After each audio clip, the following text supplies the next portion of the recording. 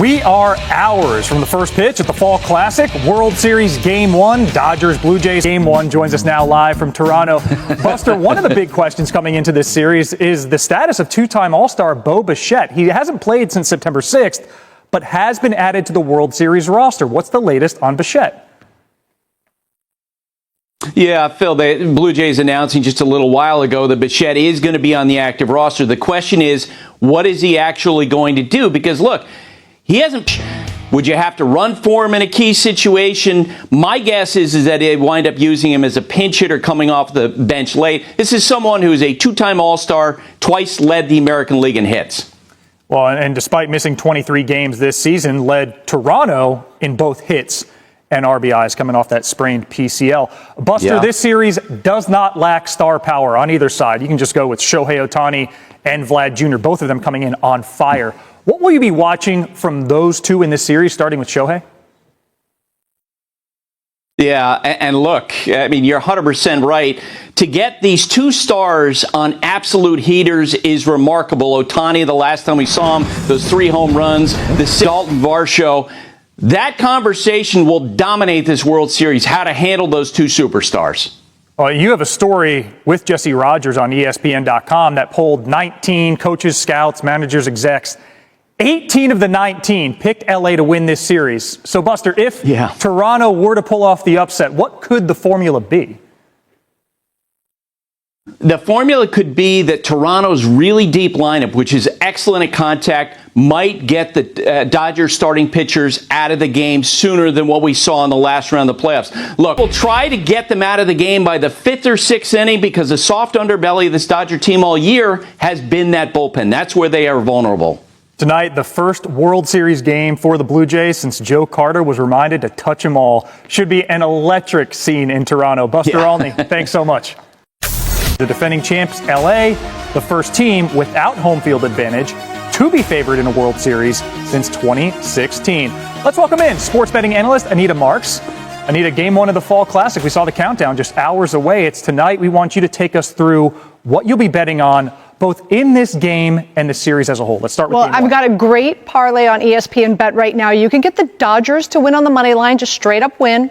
And you got Blake Snell, who I think is the best pitcher in Major League Baseball, hence why I think unfriendly ballpark. So Vlad, most home runs in the series. It's my favorite futures bet. And he's got some added help behind him, it seems. Worth noting, Buster only telling us in the last 15 minutes, the early lineup presented by the Blue Jays this afternoon. Bo Bichette will start at second base tonight and hit cleanup. He hasn't played a game in 7 weeks and has never played second base in a major league game. Nowhere better to start than World Series Game 1. Anita Marks, no one better to talk to about this series than you. Thanks so much. Thank you. Let's win some money. Through a 162-game schedule, roller coaster of a postseason, and all of it led up to this. Game 1 of the World Series between the Dodgers and Blue Jays. Blake Snell gets a start for LA, calling this the most important start of his career. Big statement from a guy who's been there and done that in the big leagues. On the other side, Trey Savage, the rookie, gets the ball for a Blue Jays organization, making its first World Series appearance since the early 90s. Now, let's take a look at the matchup between the rookie and the vet. In the postseason, both have 3 decisions. Snell 3-0, Savage 2-1. The ERA, innings pitched, earned runs, hits, strikes to ball ratio, tilting in favor of the 2-time Cy Young Award winner. He's got it all but a World Series ring. Meanwhile, Savage, on the other hand, stepping into a new world with tonight's 8 o'clock first pitch.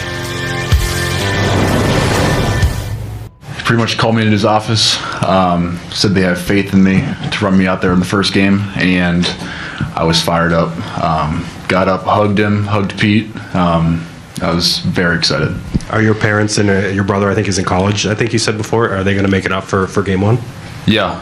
Parents and brothers are driving up tomorrow from Pennsylvania, so they'll be here. Awesome.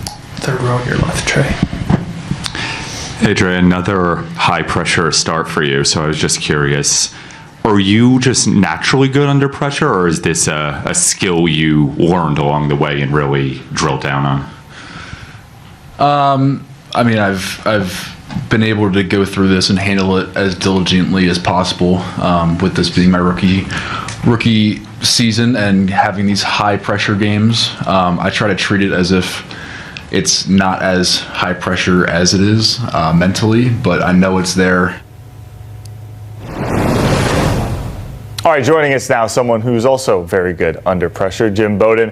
I can't imagine Trey Savage slept much last night, Jim. How did you sleep on the eve of Game 1 of the World Series?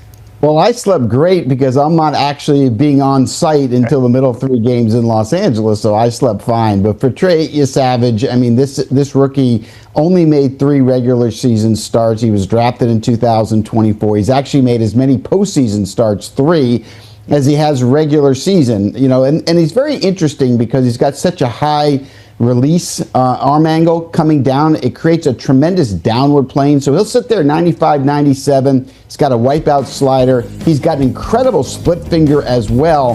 But this Dodger lineup doesn't chase. And when you watched Savage in the previous series against Seattle, they were chasing a lot of the splitters that were out of the strike zone. I don't think you'll be seeing the Dodgers do the same thing.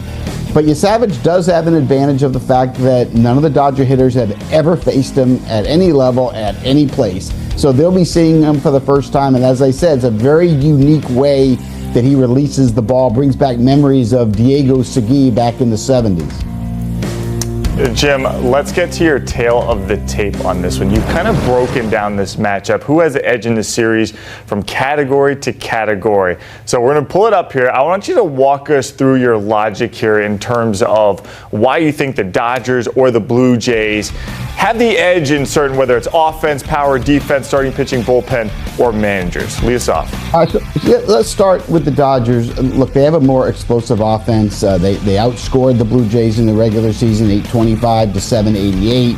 You've got the 3 Hall of Famers at the top of that lineup with Shohei Ohtani, Mookie Betts, and Freddie Freeman. You got the power of Teoscar Hernandez, Will Smith, Max Muncy after that. Their number 9 hitter has over 20 homers and 20 steals, and Andy Pages. It's just deeper. Blue Jays have contact. They don't strike out. That's an advantage. Dodgers more powerful in the power. You talk about home runs. Dodgers 244 to 191 in the regular season. And as I said, everyone in the Dodger lineup can go yard. From a defensive perspective, the Blue Jays are the best defensive team in baseball, period. Their outfield's incredible with the range that they have. And they have a plus defender at every single position. The Dodgers can't say that. They have a below-average defender in right field in Teoscar Hernandez, and at times a below-average defender at third base in Max Muncy. When you get to starting pitching, this isn't even a conversation. The Dodgers are going to run out 4 number 1 starters, starting in Game 1, Blake Snell, then followed by Yoshinobu Yamamoto, Tyler Glasnow, and Shohei Ohtani. When you go to the bullpen, Blue Jays clear advantage here, and the Dodgers are going to be without Alex Vesia, who has a personal family matter. That's a huge loss for them. How the Dodgers piece together innings 6, 7, 8 is going to be interesting if the starter doesn't go deep enough, but that's something to watch going forward. Yeah, Tully, our producer, and I were joking before the show started. We should just get 1 inning, though, of Kershaw and Scherzer and just get it out of the way, let them go head-to-head one time. So we know the starting pitching is going to be a big storyline throughout. Every night it'll be a question who's on the hill against the Dodgers lineup. But why should we be paying attention to the catchers in this series, Will Smith and Alejandro Kirk, in terms of them being potential X factors here?